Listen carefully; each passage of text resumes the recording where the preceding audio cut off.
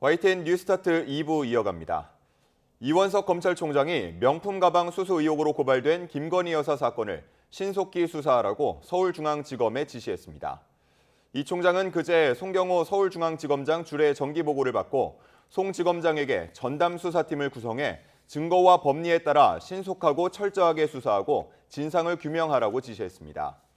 이에 따라 서울중앙지검은 고발 사건을 검토 중인 형사 일부의 인원을 추가 투입하고 고발인인 서울의 소리 측과 조사 일정 조율에 나서는 등 본격적인 수사에 착수했습니다. 서울의 소리 백은종 대표 등은 다음 주 목요일 오후 2시 첫 고발인 조사를 받을 예정입니다. 최상병 특검법이 국회 본회의를 통과하면서 법안에 어떤 내용이 담겼는지 관심사로 떠올랐습니다. 수사 대상으로는 대통령실까지 적시돼 있는데 주목해야 할 부분을 임성재 기자가 정리했습니다. 여야 대치 끝에 더불어민주당 주도로 국회 문턱을 넘은 최상병 특검법. 순직 해병 사건 전반에 대한 수사 방해와 사건 은폐 의혹의 진상을 규명하겠다는 내용을 담고 있습니다.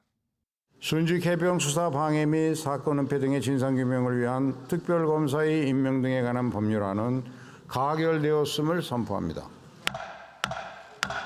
자연스레 관심은 수사 대상과 범위로 쏠립니다. 민주당은 필요하다면 특별검사가 윤석열 대통령까지 수사할 수 있다고 주장합니다. 특검법상 수사 대상에 대통령실과 국방부의 직무유기, 직권남용 등 불법 의혹이 적시됐다는 이유에서입니다. 이는 애초 야당이 특검을 추진하게 된 배경과도 맞닿아 있습니다. 지난해 해병대 수사단이 당시 해병 1사단장 등의 혐의를 적시한 조사 결과를 경찰에 넘기는 과정에서 이를 빼라는 윗선 개입이 있었다는 의혹이 제기됐습니다. 소추만 안 되다 뿐이지 윤석열 대통령이 수사 대상이 될지 안 될지는 특검이 출범을 하고 수사를 해보면 그러면은 증거라든지 진술이라든지 쭉 나올 거 아닙니까? 특별검사 임명에 있어선 민주당의 역할이 크단 분석이 나옵니다. 대통령은 특검 임명을 위해 자신이 속하지 않은 국회 교섭단체 후보 추천을 의뢰하게 되는데 21대 국회에서 이 교섭단체는 민주당입니다. 이 과정에서 대한변협 회장으로부터 후보자를 추천받고 이를 추리게 되지만 결국 민주당 추천목에서 특검 임명이 이뤄지는 셈입니다. 특검을 누가 하느냐? 특검은 공정하게, 특별검사는 공정하게 이루어져야겠죠. 그래서 보통 변호사단체나 또는 여야 합의로 해서 이제 추천하는데 민주당이 특검을 지명하겠다는 겁니다. 만약 법안이 공포되면 특검은 검사 20명을 포함해 60명 안팎의 공무원 파견을 요청할 수 있고 40명 이내 특별수사관까지 임명할 수 있습니다. 105명이었던 국정농단 특검과 맞먹는 규모입니다. 최상병 특검법은 수사 과정에 대한 언론 브리핑 내용도 담고 있는데 국민의힘은 피의 사실 공표가 불가피하다고 반발하는 등 법안 내용을 둘러싼 여야 간 입장차가 극명하게 엇갈리고 있습니다. YTN 임성재입니다. 홍철호 대통령실 정무수석은 국회 본회의를 통과한 이른바 최상병 특검법에 대해 윤석열 대통령이 자연스럽게 받아들이기는 어려울 거라고 밝혔습니다. 홍 수석은 MBC 라디오에 출연해 최상병 특검법을 통과시킨 건 사법 절차에 상당히 어긋나는 입법 폭거라며 이같이 말했습니다. 이어 민주당이 검찰을 믿지 못하겠다고 해서 고위공직자 범죄수사처를 만들었는데 공수처도 못 믿겠다면 없애야 한다며 법을 그렇게 만들어 놓고 대통령 보고 지키라 하냐고 비판했습니다. 최상병 특검법이 국회 본회의에서 통과된 가운데 더불어민주당 이재명 대표는 윤석열 대통령이 범인은 아닐 테니 거부권을 행사하지 않을 것으로 믿는다고 말했습니다. 이 대표는 최고위원 회의에서 수년간 현직 대통령부터 여당이 끊임없이 해왔던 말이 특검을 거부하는 자가 범인이었다며 이같이 밝혔습니다. 이어 지난 대선 경선 때부터 대통령 후보와 여당이 끊임없이 되뇌었던 말이 아니었느냐며 현수막으로 붙인 것만 해도 수만 장 되지 않을까 생각이 든다고 주장했습니다. 더불어민주당 차기 원내대표로 선출된 친명계 박찬대 의원이 22대 국회 상임위 쟁탈전을 예고하면서 대여 공세 기조를 분명히 했습니다. 국민의힘 황우여 신임 비상대책위원장은 첫 기자회견에서 대대적인 당 혁신을 강조하며 내부 정비에 나설 채비를 다졌습니다. 여야 정치권 움직임 정인용 기자입니다. 더불어민주당 신임 원내대표는 이변 없이 친명 박찬대 의원으로 확정됐습니다. 이례적으로 단독 입 후보의 찬반 투표를 통과하며 22대 국회 첫 1년 거대 야당의 원내 협상을 이끌게 됐습니다. 민주당이 더 단단해지고 더 강해질 수 있도록 시간을 쪼개며 일하겠습니다. 첫 임무로 꼽히는 원구성 협상에서부터 강력한 대여 공세에 나설 뜻을 거듭 밝혔습니다. 대통령실이 피감 기관으로 포함돼 관례상 여당이 맡아온 운영위원회는 물론이고 본회의 전 법안 처리의 핵심 관문인 법사위원회도 민주당 몫으로 가져오겠다고 못 박은 겁니다. 말만 하는 국회가 아니라 실천하는 국회로 만들겠습니다. 책임 있는 국회 운영을 위해 법사위와 운영위를 민주당 몫으로 확보하겠습니다. 특히 윤석열 대통령이 거부권을 행사한 법안들을 22대 국회 개원 즉시 재추진하겠다고 선언했습니다. 수세에 몰릴 것으로 전망되는 국민의힘에선 새 지도체제 구성에 속도를 내기 시작했습니다. 신임 황우여 비상대책위원장은 첫 일성으로 당을 완전히 뜯어고치겠다며 단순히 전당대회 준비만을 위한 관리형 비대위가 아님을 시사했습니다. 우리는 구태여 관리 혁신을 구별하지 않고 당원 당비에 주어지는 당무를 수행할 것입니다. 재창당 수준을 뛰어넘는 혁신을 추진하겠습니다. 야당과의 협치에 나서겠다고도 했는데 민주당의 주장을 그를 지지하는 국민의 목소리로 보아서 존중해드리겠습니다. 실제 협상 테이블에 앉게 될 새 원내대표를 뽑기 위한 선거전은 조금씩 활기를 띠고 있습니다. 신윤 이철규 의원의 불출마 가닥 전망에 3선 송석준 의원에 이어 4선 이종배 의원도 출마를 선언한 겁니다. 추경호 의원 등도 고심을 이어가고 있습니다. 22대 국회를 한 달 앞두고 각 당은 내부 정비를 서두르는 모습입니다. 민주당 이재명 대표의 연임 여부와 6월에서 7월로 예상되는 여당 전당대회 결과가 향후 전국의 최대 분기점이 될 것으로 보입니다. YTN 정인용입니다. 전국의과대학 교수 비상대책위원회가 정부가 의대 증원을 확정하면 일주일 동안 집단 휴진에 들어가기로 했습니다. 또 다음 주 금요일인 10일 하루 전국적으로 휴진에 돌입하겠다고 예고했습니다. 비대위는 어제 저녁 온라인 회의를 열어 이같이 결정했다고 밝혔습니다. 이어 앞으로도 정부의 잘못된 의료 정책에 대응하기 위한 전략을 수립하고 필요한 조치를 해나갈 예정이라고 설명했습니다. 이와 함께 10일 하루 전국적으로 휴진에 들어가며 이후 각 대학 상황에 맞춰 당직 후 휴진과 진료 재조정으로 주 1회 휴진하기로 했습니다. 제주의 유일한 국립대병원인 제주대학교 병원이 비상경영체제를 선포했습니다. 코로나19 팬데믹으로 어려움을 겪은 뒤 전공의 파업 장기화로 최대 위기를 맞은 건데요. 올해 적자만 600억 원에 이를 것으로 예상했습니다. KCTV 제주방송 김용원 기자입니다. 전공의 100여 명이 현장을 떠나며 병상 폐쇄와 수술실 축소 운영 등으로 버티던 제주대 병원이 결국 비상경영체제에 들어갔습니다. 병원 측은 사내 게시판에 원장 명의로 비상경영을 선포하는 메시지를 공지했습니다. 코로나 팬데믹 영향으로 지난해 적자 334억 원이라는 최악의 경영 성적표를 받은 제주대병원은 엎친 데 덮친 격으로 전공의 사태 탓에 올해 재정 적자만 600억 원에 이를 것이라는 부정적인 전망을 내놨습니다. 특히 현재 전공의 사태가 장기화되고 그 파장이 어디까지 미칠지 아무도 예상할 수 없는 지경에 이르렀다면서 원장을 비롯한 경영진과 노조까지 참여하는 종합 비상경영체제를 꾸리고 생존 전략을 수립하겠다고 밝혔습니다. 비용 절감을 위해 보직자 법인카드 사용 규모를 30%가량 줄이고 직원 무급 휴가와 시설 투자 축소를 통해 재무구조 개선에도 전력을 다하겠다고 강조했습니다. 의료진 번아웃에 이르지 않는 범위 내에서 현재 40%까지 떨어진 병상 가동률도 60%까지 끌어올린다는 목표도 제시했습니다.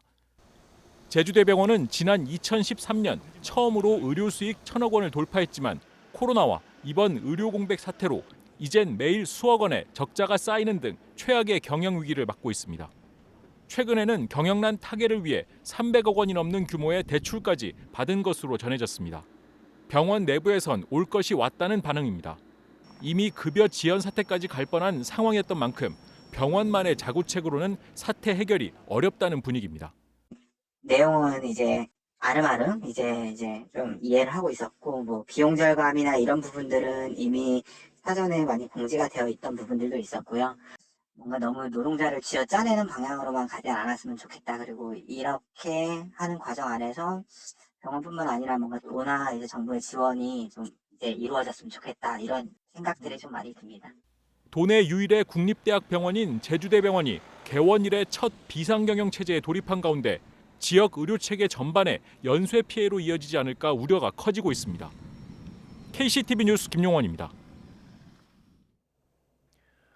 오늘 새벽 0시쯤 경기도 안성시 평택 제천 고속도로 제천 방향 남한성 나들목 인근에서 40대 남성 A씨가 몰던 SUV 차량이 앞서가던 또 다른 SUV 차량을 들이받았습니다. 뒤따르던 차량이 사고 현장을 덮쳤고 A씨가 숨지는 등 사상자 3명이 발생했습니다. 경찰은 정확한 사고 경위를 조사하고 있습니다. 오늘 새벽 0시 반쯤 대전시 갈마동 도로에서 달리던 벤츠 승용차가 중앙분리대와 SUV 차량을 들이받았습니다. 이 사고로 벤츠에 타고 있던 20대 남녀가 크게 다쳐 병원으로 옮겨졌습니다. 어제 오후 6시 40분쯤 경기 안성시 원곡면에 있는 교차로에서 직진하던 승합차와 좌회전하던 레미콘 차량이 충돌했습니다. 이 사고로 승합차 탑승자 4명이 다쳐 병원으로 옮겨졌습니다. 경찰은 한쪽이 신호를 위반한 것으로 보고 정확한 사고 경위를 조사하고 있습니다.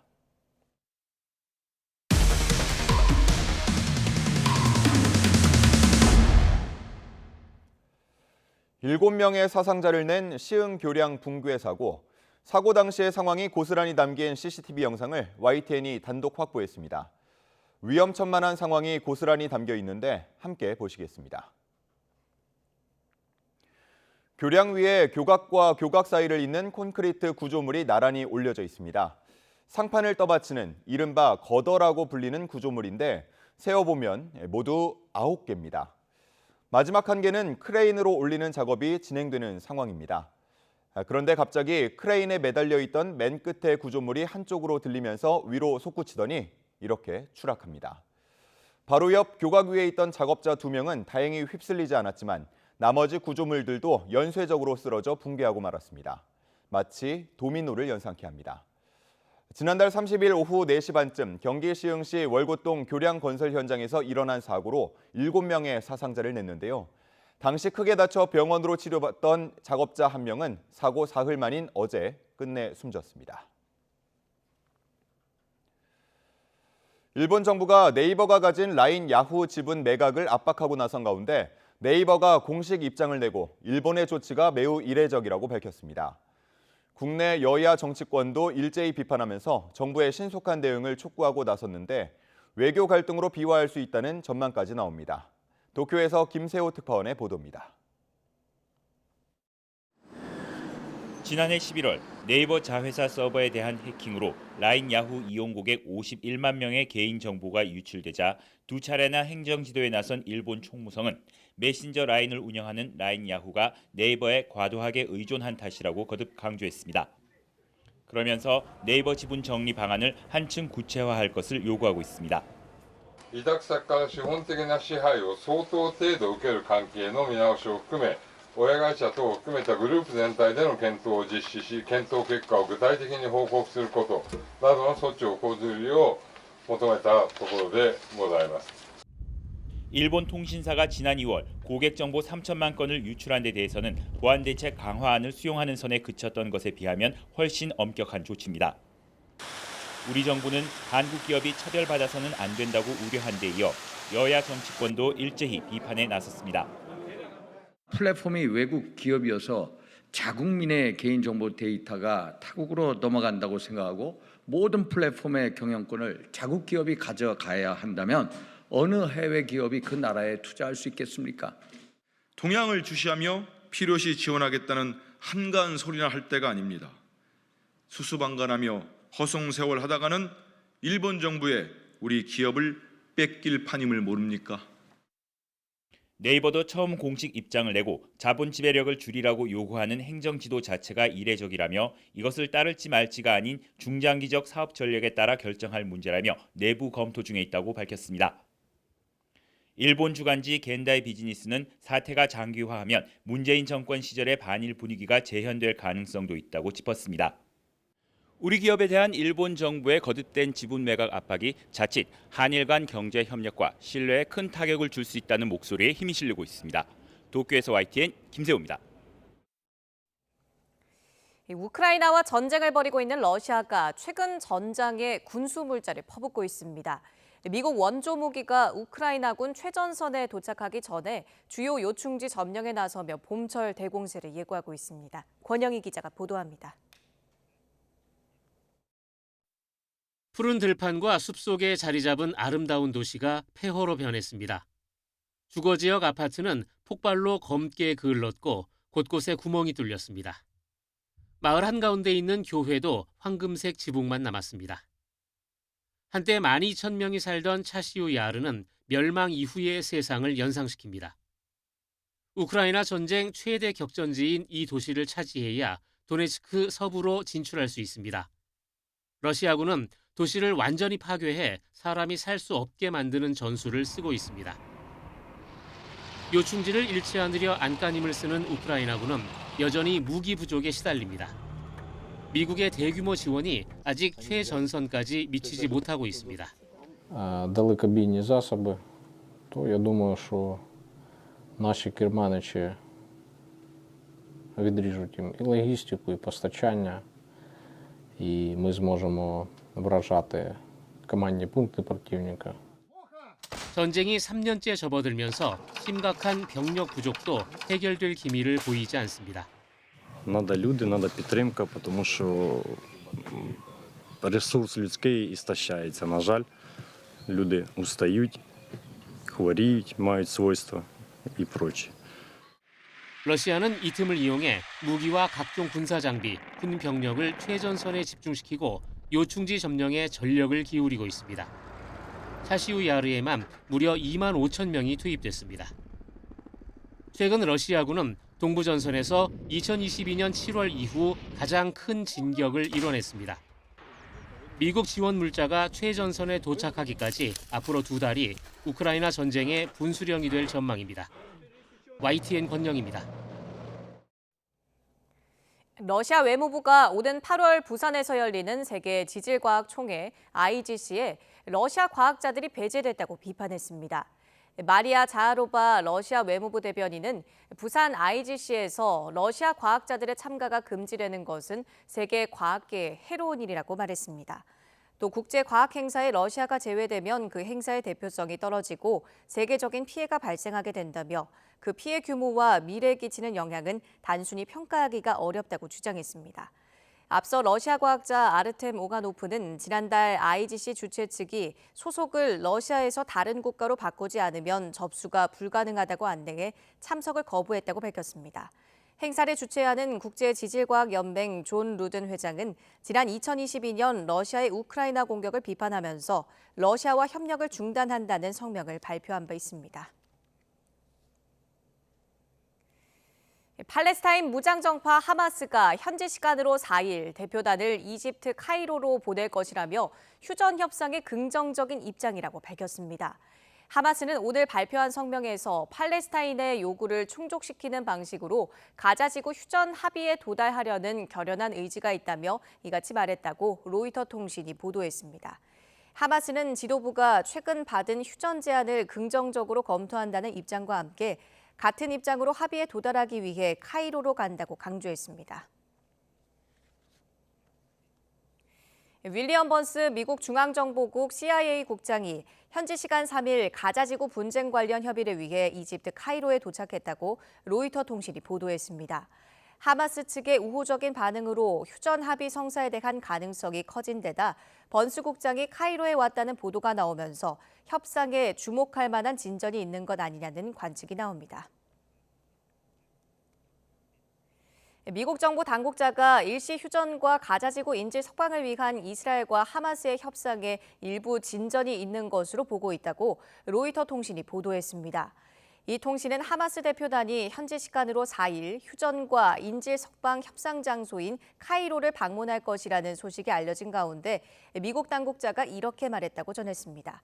이 당국자는 다만 미국 측이 소식이 더 나오기를 기다리고 있다고 로이터에 밝혔습니다. 미국 대학가의 반전 시위가 길어지면서 경찰이 시위대 강제 해산에 나서고 있습니다. 바이든 대통령도 질서가 우선이라는 공식 입장을 밝혔는데요.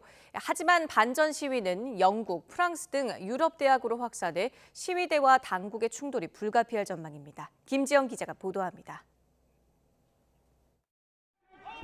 이른 새벽 무장경찰 인력 수백 명이 시위대가 설치한 바리케이드를 치우며 UCLA 농성장으로 진입합니다. 경찰이 대학 내 시위대를 향해 현장을 떠나라고 명령한 지 몇 시간 뒤입니다. 시위 참가자 수백 명이 캠퍼스에 남아 저항했지만 결국 강제 해산되고 200명 넘게 체포됐습니다. 앞서 맞불 시위대와의 충돌로 부상자가 속출하자 대학 당국은 경찰 진입을 요청했습니다. Had people mazing us, beating us with bats and sticks, throwing whatever they could to us, and none of this law enforcement was here at all. 미 대학가의 반전 시위는 컬럼비아대를 시작으로 30여 대학이 참여한 가운데 지금까지 최소 2,000명이 체포되는 등 격화하고 있습니다. 이와 관련해 조 바이든 미국 대통령은 표현의 자유를 존중하지만 폭력 시위는 허용하지 않겠다는 공식 입장을 내놨습니다. Violent protest is not protected. Peaceful protest is. It's against the law when violence occurs. Destroying property is not a peaceful protest. 유럽에선 프랑스에 이어 영국 대학가에서도 반전 시위가 확산하고 있습니다. 현지 언론에 따르면 잉글랜드 셰필드와 브리스톨, 리즈, 뉴캐슬의 대학 캠퍼스에서 천막농성 등 시위가 이어지고 있습니다. 시위대는 이스라엘에 무기를 제공하는 기업과 협력을 끊고 이스라엘 대학과도 관계를 단절하라고 대학 측에 요구하고 있습니다. 하지만 영국 정부 역시 표현과 집회의 자유는 허용되지만 반유대주의 행위는 단속하겠다는 입장이어서 시위대와 공권력의 충돌이 불가피해 보입니다. YTN 김지영입니다. 이란이 지난달 미사일과 무인기로 이스라엘 본토를 공격한 사건을 김정은 북한 국무위원장이 한국과 일본에 대한 잠재적 공격의 시험 사례로 생각했을 것이란 분석이 나왔습니다. 미국 일간 월스트리트 저널은 이란은 공격 전 열흘 넘게 이스라엘에 방어 체계를 갖출 시간을 줬지만 북한이 단 몇 분이면 미사일이 도달할 거리에 있는 한국이나 일본을 공격할 경우 사전 통지를 할 가능성이 크지 않다는 전문가 분석을 전했습니다. 이라크에서 활동하는 시아파 무장조직 이슬람 저항군은 이스라엘 수도 텔아비브와 브엘셰바를 미사일로 공격했다고 주장했습니다. 외신에 따르면 이슬람 저항군은 현지 시각 2일 낮 온라인 성명을 올리고 텔아비브의 2발, 브엘셰바의 1발의 장거리 순항 미사일을 발사했다고 밝혔습니다. 이들은 가자 지구의 민중과 연대하기 위해 공격을 수행했다고 주장했으며 구체적인 목표물이나 피해 상황 등은 밝히지 않았습니다. 브라질에 쏟아진 폭우로 100명 넘게 숨지거나 실종되는 등 막대한 피해가 발생했습니다. 한 달 넘게 비 피해가 이어진 케냐에서는 사망자만 200명을 넘어섰는데 열대성 폭풍까지 접근 중이어서 추가 피해도 우려됩니다. 이경아 기자가 보도합니다. 폭우에 불어난 강물이 무서운 기세로 흘러내립니다. 마을을 집어삼킨 홍수. 건물은 속절없이 무너져 내렸고 폐허가 된 거리에는 쓰러진 나무와 차량이 나든 겁니다. Tá tudo perdido. Tudo. Não tem nada inteiro, nada. 브라질 남부를 중심으로 나흘째 이어진 폭우로 100명 넘게 숨지거나 실종됐습니다. 이재민도 수만 명에 이릅니다. 쏟아지는 비를 견디지 못해 댐 일부가 무너져 내리면서 피해는 더 커졌습니다. 피해가 집중된 남부 지역에는 비상사태가 선포됐습니다. Tenho 53 anos. É a primeira vez que vai entrar água na nossa casa. Nunca entrou, nós nunca pensamos que a gente ia passar por isso. 3월부터 이어진 우기로 피해가 속출한 케냐에서는 사망자만 200명을 넘어섰습니다. 엎친 데 덮친 격으로 이 지역에 강풍과 폭우를 동반한 사이클론까지 다가오고 있습니다. 추가 피해 우려가 커지자 정부는 각급 학교 개학을 무기한 연기했습니다. Kenya may face its first ever cyclone. This cyclone named Hidaya could hit any time. No corner of our country has been spared from this havoc. 최근 몇 년간 가뭄에 시달려온 아프리카 동부는 엘니뇨 영향으로 지난해 10월 이후에는 폭우와 홍수 피해가 잇따르고 있습니다. 유엔은 탄자니아와 부룬디에서도 수해로 인한 인명피해와 이재민이 늘고 있다고 밝혔습니다. YTN 이경아입니다. 오는 11월 5일 실시되는 미국 대선이 이제 6개월 앞으로 다가왔습니다. 4년 전과 같은 후보인 바이든 대통령과 트럼프 전 대통령이 공수만 바꿔서 출마하는데 신경전이 치열하지만 유권자들은 시큰둥합니다. 김도환 기자입니다. 오는 11월 미 대선은 4년 전처럼 바이든 대통령과 트럼프 전 대통령의 대결로 사실상 확정됐습니다. 전현직 대통령이 대선에서 다시 맞붙는 건 1912년 이후 112년 만입니다. 판세는 팽팽합니다. 미국 정치 전문 매체 더 힐이 여론조사 681건을 종합한 결과 트럼프 46.5%, 바이든 46.0%로 박빙인 상황입니다. 하지만 미국 대선은 전체 지지율보다 주별 선거인단 확보가 중요한데 승패를 좌우할 주요 경합주에서는 트럼프 전 대통령이 우세하다는 평가입니다. 치열한 선거전은 후보 간 직설적인 비난으로 이어지고 있습니다. Remember, he was trying to deal with COVID. He said, just inject a little bleach in your veins. The first step to restoring safety in America is to fire crooked Joe Biden, get him out November 5th, and we're going to get him out. 경쟁은 치열하지만 두 후보의 재대결을 보고 싶지 않다는 의견이 많게는 70%에 이르는 비호감 대선입니다. 바이든 대통령은 물가 상승 등 경제 상황이, 트럼프 전 대통령은 현재 진행되고 있는 형사재판 리스크가 약점입니다. 여기에 대학가에 번지는 팔레스타인 지지 시위는 친이스라엘 정책을 펴는 바이든 대통령에 대한 청년층의 이탈을 불러올 거라는 분석이 많습니다.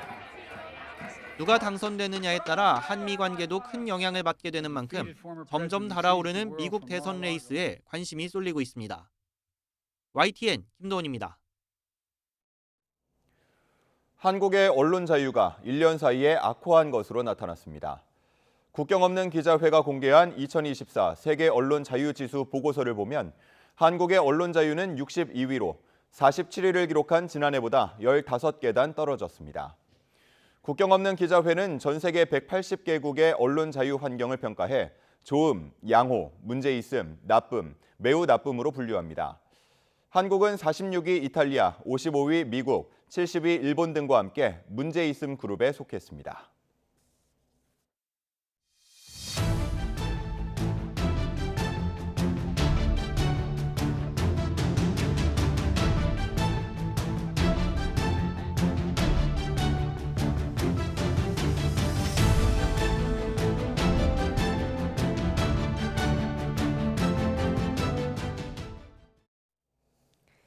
이원석 검찰총장이 김건희 여사의 명품 가방 수수 의혹과 관련해 전담팀을 꾸려 신속하고 철저하게 수사하라고 지시한 것으로 확인됐습니다.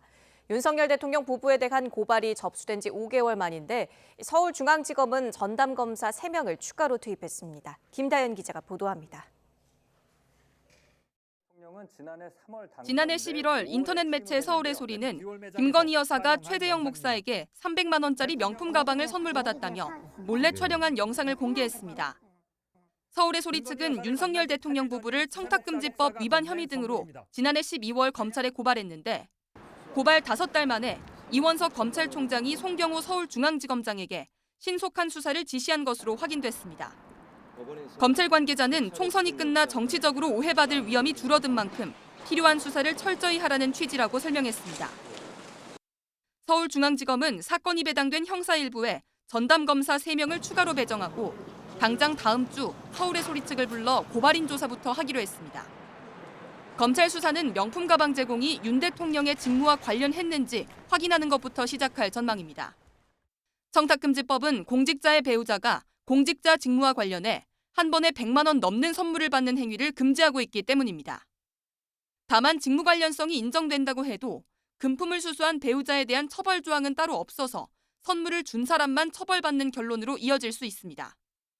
검찰이 김 여사를 직접 소환할지에 관심이 쏠리는데 법조계에서는 검찰이 김 여사를 소환해 도이치모터스 주가 조작 연루 의혹까지 함께 조사할 거란 관측도 나옵니다. YTN 김다현입니다.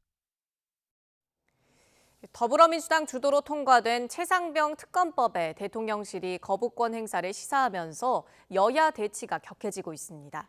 거부권은 헌법적 권리라며 대통령실을 옹호한 여당, 여기에 특검법을 거부하는 사람이 바로 범인이라고 쏘아붙인 야당 간 가시도 친 설전이 이어졌습니다. 김다연 기자가 보도합니다. 국민의힘은 겨우 틔운 협치의 싹에 거대 야당의 입법 폭주로 꺾이고 말았다며 전국 냉각의 책임을 민주당의 탓으로 돌렸습니다. 민주당 반칙이다, 정치적 목적의 특검이 오히려 잘 진행되는 수사를 망칠 거다 등 날선 비판이 쏟아졌습니다. 모처럼 여야가 이태원 특별법을 합의 처리하며 협치 분위기를 조성한 지 채 1시간도 되지 않아 벌어진 참극이었습니다. 거부권이란 말이 부정적으로 들릴 뿐 정확한 표현인 제2요구권은 엄연한 헌법상 권리라며 대통령실에 힘을 싣는 발언들도 잇따랐습니다. 대통령의 제2요구권 행사는 헌법상의 권리입니다. 이 법안에 어떤 하자가 있다면 언제든지 이제 제2요구권을 행사를 할 수가 있고요. 민주당은 대통령이 설마 10번째 거부권을 행사하리라 보진 않는다며 대통령실을 겨냥했습니다. 특히 특검을 거부하는 자가 범인이라던 과거 여권의 구호를 재소환해 떳떳하다면 특검법을 수용하라고 압박했습니다. 수년간 지금 현직 대통령님부터 여당이 끊임없이 해왔던 말, 특검을 거부하는 자가 범인이다. 범인이 아닐 테니까 거부하지 않을 걸로 믿습니다. 죽음을 정치적으로 악용하는 나쁜 정치라는 대통령실 입장엔 진짜 나쁜 정치는 윤 대통령이 하고 있다며 끝장날 거란 거친 말도 서슴지 않았습니다. 국민들이 목숨을 잃었는데도 진정한 위로도 진심 어린 사과도 안 하는 정권이 나쁜 정권이고 나쁜 대통령입니다. 한 달도 채 남지 않은 21대 국회. 잠시 협치의 분위기가 조성되는가 싶더니 최상병 특검법으로 전국은 금세 얼어붙고 말았습니다. 10번째 거부권 전국으로 이어질 가능성이 높아지고 있습니다. YTN 김다연입니다. 경영권 탈취 의혹과 관련한 어도어 민희진 대표의 기자회견은 진실 공방과 별개로 큰 화제를 일으켰습니다. 민 대표 말이 다양하게 재생산되며 일종의 밈으로 소비됐지만 싸늘한 시선 역시 존재합니다. 김승환 기자가 보도합니다. 지난 25일 민희진 대표의 기자회견을 생중계한 YTN 유튜브 채널 접속자 수는 한때 9만 명 가까이 치솟았습니다. 주요 언론사 다른 유튜브 채널까지 합하면 최대 30만 명에 육박할 정도로 관심은 뜨거웠습니다. 제가 산고가 느껴졌고 내가 애를 베고 있는데 내 배를 그냥 빵 찬 느낌이 있었다니까요. 회견 당일 SNS 등에서 민희진이란 단어가 언급된 횟수만 9만 건이 넘었고 점차 관심이 줄어들긴 했지만 일주일 전체로 따져보면 30만 건에 가깝습니다. 민 대표와 관련한 긍정, 부정 단어들을 보면 언플, 갈등같이 부정적인 쪽이 상위권을 차지한 가운데 진심, 잘하다처럼 긍정적인 어휘들도 포함됐습니다. 사유 내부에 베일에 가려져 있던 것들이 나와서 그런 어떤 약간 신기함, 파격성이 있고 기이함이 있기 때문에 새로운 뉴스 가치를 부여해 버린 거죠, 그 상황이. 회견에서 폭로한 SNS 대화도 유행어가 된 데다 민 대표 말에 음악을 덮어 뮤직비디오처럼 만든 영상은 일주일도 안 돼 조회수 300만을 넘기며 하나의 놀이문화가 됐습니다. 무슨 시점 떨어지길래 뭘 하길래 기죽을까봐 갔던 애들이 또 가고 앨범 또 사고 이게 도대체 뭐야. 다만 20억 고액 연봉자인 민 대표가 노예 계약, 가난한 애들이란 말로 진실을 호도하며 지능적인 여론전을 펼쳤다는 평가와 함께 이런 민 대표에 열광하는 분위기를 이해하기 어렵다는 의견도 존재합니다. 여기다 이번 사건이 터진 뒤 불거진 BTS와 사이비 종교 연루설의 형사고소가 이뤄지는 등 여진도 이어지면서 정작 사건의 핵심은 가려지는 게 아니냐는 지적도 나옵니다. YTN 김승환입니다. 대중교통비를 할인해주는 K패스가 이달 본격 시작됐습니다. 그런데 수도권에서는 K패스 외에도 따로 지자체 할인 사업이 있어서 어떤 게 더 좋을지 고민하는 분들도 많은데요. 김연아 기자가 비교해봤습니다. K패스, 더 경기패스, 아이패스, 그리고 기후 동행카드. 모두 대중교통 할인 수단인데 종류는 많지만 선택 기준은 의외로 간단합니다. 일단 경기 패스와 인천 패스는 K패스를 기반으로 지역 주민들에게만 추가 혜택을 주는 겁니다. K패스에 가입한 경기와 인천 주민은 지역 패스로 자동 전환되는데 청년 할인 대상 나이가 39세까지로 늘어나고 인천 패스는 65세 이상도 30% 할인받습니다. 서울시 기후동행 카드는 계산이 필요합니다. 기후동행 카드는 서울버스, 지하철, 따릉이 무제한 정기권으로 따릉이 제외 시 월 교통비가 34세 이하는 78,600원 이상, 40세부터는 77,500원 이상이면 기후카드가 이득이고 34세에서 39세는 K패스 할인율이 떨어져서 월 68,800원만 넘어도 기후카드가 낫습니다. 서울 시민이 아니어도 쓸 수 있지만 매일 왕복버스 비만 5,6천원씩 쓰며 경기에서 서울로 오가는 사람들에겐 그림의 떡입니다. 경기도와 이제 서울이 호환이 안 돼가지고 못 쓰는 부분에서 좀 많이 아쉬웠고 뭐 호환이 된다고 하면은 그 기후 동행 카드가 아무래도 정액권이어서 좀 더 제가 사용하는 데는 용이하게. 서울시는 광역 통근자들도 기후카드를 쓰게 하자고 경기와 인천을 설득했는데 인천이 일부 동의해 8월부터 서울과 인천 광역버스 정액권을 도입하지만 경기도는 자체 패스에 주력하며 기후카드 지원은 할 수 없다고 못 박은 상황. 이 과정에서 대선 잠룡이자 소속 정당이 다른 오세훈 서울시장과 김동연 경기지사가 날선 신경전까지 벌였는데 결국 서울과 경기를 오가는 주민 200만 명만 더 좋은 혜택을 받을 기회를 놓치고 있습니다. YTN 김현아입니다. 대구시와 산하기관 공무직 직원 가운데 다자녀인 경우 정년을 채운 뒤에도 추가 고용하는 방안이 하반기부터 시행됩니다. 출산율 제고는 물론 노동인구 감소 시대를 앞두고 정년 연장 논의에 촉매가 될 거라는 분석이 나옵니다. 이윤재 기자가 보도합니다. 대구 공공시설관리공단에서 교통약자 콜택시 기사로 일하는 유현재 씨. 만 60세가 정년이지만 1년 더 일할 수 있게 됐습니다. 대구시와 산하기관이 공무직 직원 가운데 자녀가 여러 명이면 정년 후에도 재고용하는 제도를 마련했기 때문입니다. 이 일을 또 오래 하다 보면 적응을 금방 하게 됩니다. 적응을 하게 되면 이제 정년이 늘어난다 하더라도 거기에 대해서는 크게 이제 신체적인 부담은 빨리 오지는 않을 겁니다. 전통시장 주차 관리를 맡은 신동건 씨도 같은 기회를 얻었습니다. 수입은 없지만 지출은 계속되는 이른바 소득 절벽이 오는 시기를 늦출 수 있어 환영했습니다. 이제 늦게 결혼을 해서 2자녀를 두었는데요. 그리고 제가 이제 정년 나이가 됐을 때 자녀가 아직 고등학생 이제 졸업을 하기 전이라서 그런 경제적인 부담을 많이 덜어줄 수 있는 그런 거라서 좀 좋게 생각하고 있습니다. 대구시가 올 하반기부터 다자녀 가구 공무직을 정년 퇴직 후에 1, 2년 더 고용하는 제도를 시작합니다. 출산 연령이 높아져 퇴직 후에도 생기는 자녀 교육과 양육 비용 부담을 줄이고 또 노동인구 감소에 따른 사회적 문제를 풀어보자는 취지입니다. 고령화 이슈가 국가적인 과제이긴 합니다만 저희가 현 제도 하에서 정년 연장의 문제를 다룰 수 있는 것이 이 방법이다라고 앞으로 그 효과나 이런 것들을 봐서 점진적으로 확대해 나가도록. 저출생 고령화 속도가 빨라지면서 2028년엔 노동인구가 감소세로 전환되는 상황. 전국 최초로 시행되는 공무직 계속고용 제도가 출산율을 높이고 정년 연장 논의를 앞당기는 촉매 역할을 할 수 있을지 주목됩니다. YTN 이윤재입니다. 코로나19 팬데믹은 끝났지만 코로나 바이러스는 종을 넘어 인간으로 전파되는 만큼 다음 팬데믹에 대한 대비가 필요한데요. 국내 연구진이 코로나19를 비롯해 인체 감염을 유발했던 4개의 코로나 바이러스가 서로 다른 인체 감염 전략을 가졌다는 사실을 밝혀냈습니다. 양혜영 기자입니다.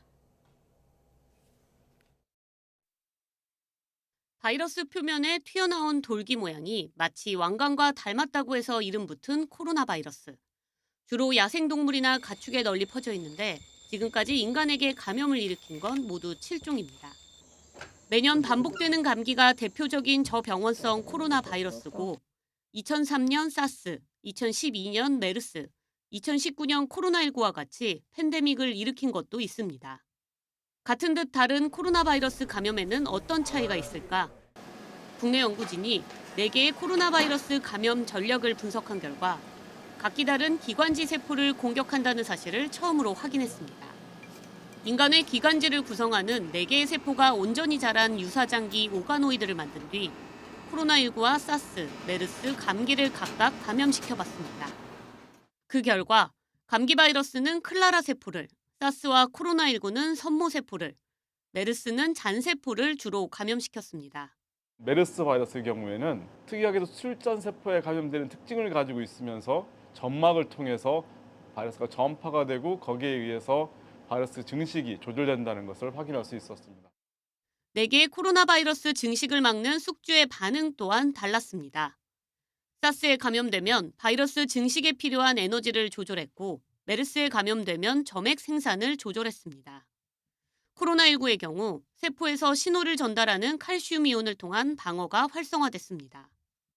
다양한 코로나 바이러스가 각기 다른 세포에 감염될 수 있고 거기서 나타나는 염증 반응 또는 병원색이 다르다는 것을 감염병 전문가들이 가까운 미래에 또 다른 팬데믹이 올 것으로 예측하는 만큼 이번 연구 결과가 변이가 많은 코로나 바이러스별 표적 치료 전략 개발에 도움이 될 것으로 기대됩니다. YTN 사이언스 양우영입니다. 중국이 달 탐사선 창어 6호를 성공적으로 쏘아 올렸습니다. 인류 최초로 달 뒷면의 토양을 채취한 뒤 53일 만에 지구로 돌아온다는 계획입니다. 신웅진 기자의 보도입니다. 3, 2, 1,電話. 현지 시각으로 3일 오후 5시 27분 중국의 달 탐사선 창어 6호가 불을 뿜으며 하늘로 서서히 올라갑니다. 운반 로켓에서 성공적으로 분리된 창어 6호는 1시간 10여 분간의 비행 끝에 예정된 지구달 전위 궤도에 진입했습니다. 太阳帆板展开，工况正常。现在我宣布，本次发射任务取得圆满成功。 창어 6호는 궤도선과 착륙선, 상승선, 재진입 모듈 4부분으로 구성되어 있습니다. 임무는 인류 최초로 달 뒷면에 토양과 암석 등 2kg의 시료를 채취해서 돌아오는 것입니다. 창어 6호가 5일간 비행을 거쳐 달 궤도에 진입한 뒤 남극 에이킨 분지에 착륙해 임무를 완수하고 귀환하는 데는 약 53일이 걸릴 것으로 전망됩니다. 달 표면의 샘플 채취는 세계적으로 10차례 있었지만 모두 달 앞면에서만 이루어졌습니다. 중국은 미국이나 러시아에 비해 달 탐사가 늦었지만 2000년대 들어 가장 앞서 나가고 있습니다. 지난 2007년 무인 우주 탐사선 창어 1호를 쏘아 올렸고 2013년에는 창어 3호를 달 앞면에 착륙시켰습니다. 또 2018년 12월 발사한 창어 4호는 달 뒷면에 안착해 세계 최초로 달의 양면 착륙에 성공한 나라가 됐습니다. 지금까지의 탐사선은 모두 무인 유주선이었는데 중국은 오는 2030년까지 유인 우주선을 달에 보낸다는 계획입니다. YTN 신웅진입니다. 날이 점차 더워지면서 봄도 끝을 향해 가고 있는데요. 철쭉 군락지로 유명한 경남 황매산은 진분홍빛으로 물들어 상춘객을 유혹하고 있습니다. 이명준 기자가 황매산 풍경 전해드립니다.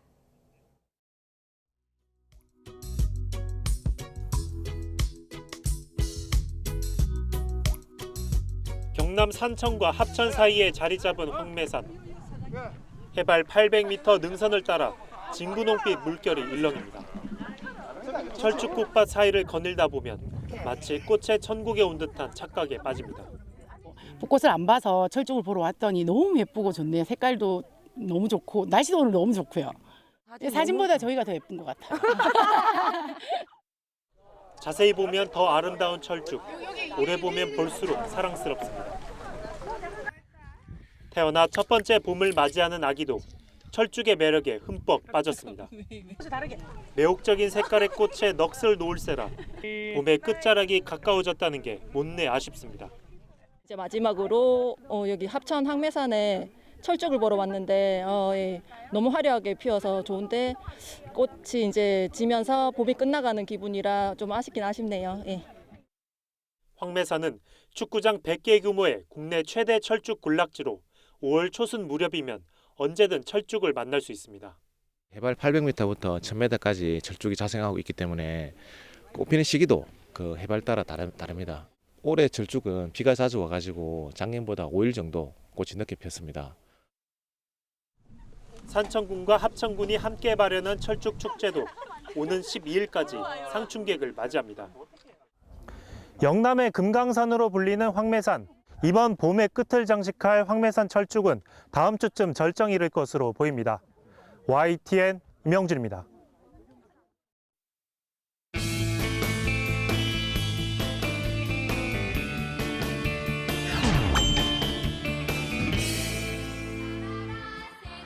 어린이들이 마음껏 동심의 나래를 펴는 푸른 5월.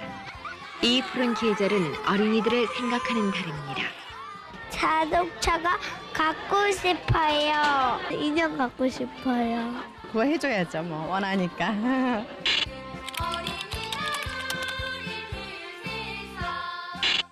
예나 지금이나 어린이날 선물은 빠질 수 없는 이벤트입니다. 선물용 과자는 받아서 흐뭇하고 주워서 보람찬 선물입니다. 70년대에는 종합 과자 선물 세트가 아이들의 마음을 사로잡았습니다. 80년대에 들어서는 휴대용 카세트 플레이어가 인기를 끌었습니다. 어린이날은 또래 아이들에게 자랑할 게임기와 로봇을 가질 수 있는 기회입니다. 미니컴보이 팩이랑요, 다마코치를 갖고 싶어요. 컴퓨터 게임이요. 2000년대 들어서는 전자기기를 선물로 원하는 아이들도 많아졌습니다. 제일 받고 싶은 선물이 뭐예요? 휴대폰. MP3. 어머니가 사주신대요? 아니요, 죽어도 안 사주신대요. 학원 좀 끊고 싶어요. 학교들이 너무 많아요.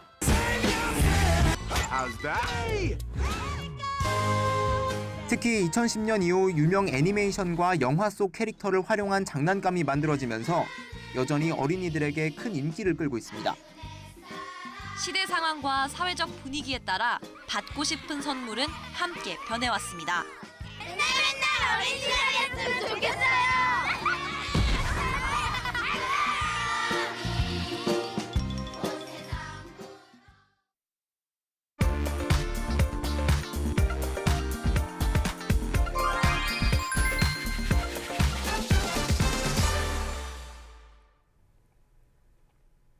어린이날 연휴 첫날인 오늘은 고속도로에 가장 많은 차가 집중되겠습니다. 지방 방향으로는 특히 오전 11시에서 오후 1시 사이에 극심한 정체가 나타날 전망인데요. 지금 고속도로에 일찍 출발한 나들이 차량들이 많아 벌써부터 평소 같은 시간보다 정체가 길게 이어지고 있고요. 대부분의 노선 모두 초입 구간부터 막히는 흐름 나타납니다. 1번 경부고속도로 부산 방향이 가장 불편합니다. 특히나 안성 부근을 앞두고 속도 내기 많이 힘겨운데요. 죽전과 기흥 동탄 부근부터 이 경기 남부 빠져나가는데 시간 여유 두셔야겠고요. 충청권 진입을 앞두고도 다시 한번 가다서다 반복하고 충청 이후 상황 천안 진입했을 때 4km 구간 답답한 흐름 이어집니다. 25번 논산 천안고속도로 논산 쪽으로는 벌써부터 풍세 요금소에서 차량 터널까지 10km 구간 정체가 급증했습니다. 50번 영동고속도로 강릉 쪽으로 초입 구간부터 막히긴 하지만 반월에서 부고 다시 한번 신갈에서 용인 지나 양지터널까지가 가장 힘겹게 통과하는 흐름이고요. 15번 서해안고속도로 목포 방향 서서울 요금소에서 팔곡분기점 지나더라도 팔탄분기점 부근에서 다시 한번 속도 줄이겠고 서평택 분기점에서 충청권 진입하는 서해대교까지도 다시 한번 속도 줄입니다. 153번 평택시흥선 평택 방향 군자분기점 부근부터 혼잡합니다. 지금까지 고속도로 교통방송이었습니다.